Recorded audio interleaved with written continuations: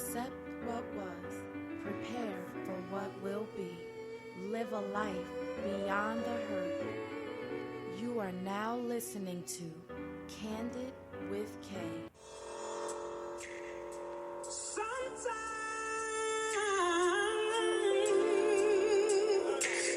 it feels cold and you feel all alone. But I know better days are coming. It can be rough in this world, but I know it ain't easy. But hang on in there, because better days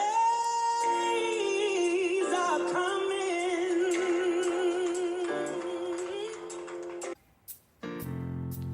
Hello and welcome. You are tuning into the Kandid with K podcast. It is our desire that this podcast provide you with the motivation and resources needed to accept what was, prepare for what will be, and live a life beyond the hurt. He continued with his provocation. I pushed him away from me. He came back and slammed my head into the wall with such force that my only response was a scream for help as I laid there in agony. Begging for my life, I pleaded with him to stop, but he just kept hitting, punching, biting, and grabbing me. I continued to plead for my life and call out for help, but no one came. My cries angered him even more. He screamed, "Is this what you want? I'm going to kill you tonight." Today I wanted to talk to you about a topic that is often sensitive in nature, but so necessary: domestic violence. Domestic violence has no respect for race, gender, culture, or age group. It affects people from all socioeconomic, educational, and religious backgrounds. According to the National Coalition Against Domestic Violence, on average, nearly 20 women per minute are physically abused by an intimate partner.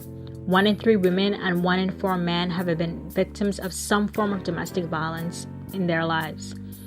Women between the ages of 18 and 24 are most commonly abused by an intimate partner. I know. Some of you may be thinking, I hear you, but this definitely would not be me. And you're right, maybe not.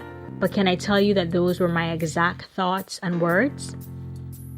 But have you ever allowed yourself to be so consumed by a relationship that you lose sight of who you are and you end up loving and losing? I did.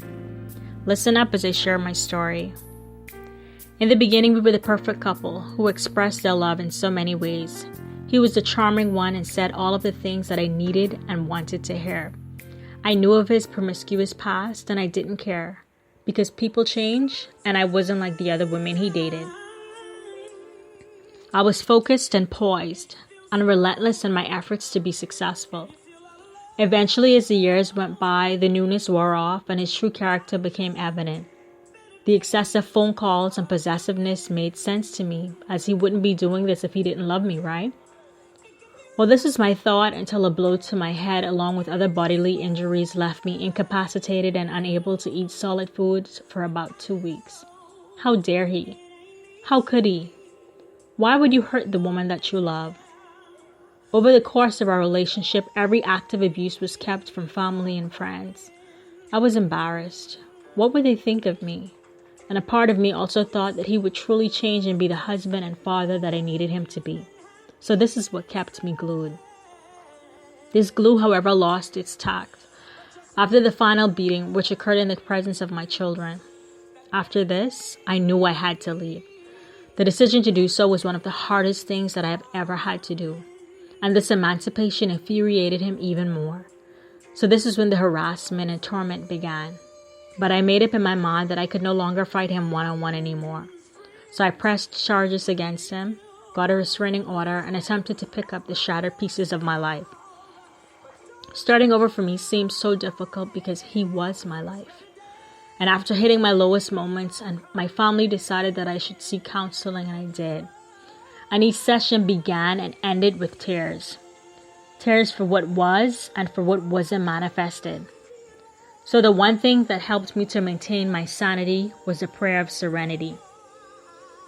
God grant me the serenity to accept the things that I cannot change, the courage to change the things I can, and the wisdom to know the difference. Living one day at a time, enjoying one moment at a time, accepting hardship as a pathway to peace, taking as Jesus did this sinful world as it is, not as I would have it. Trusting that you will make all things right if I surrender to your will, so that I may be reasonably happy in this life and supremely happy with you forever in the next. I want you to know as women we may experience different storms that come into our lives. But I say to you, hold on, keep your head up, know that you are not alone. You can still overcome any obstacle that you are faced with. You are strong, blessed, virtuous, and able. Never allow anyone to deplete your confidence. Know the warning signs of domestic violence and take heed.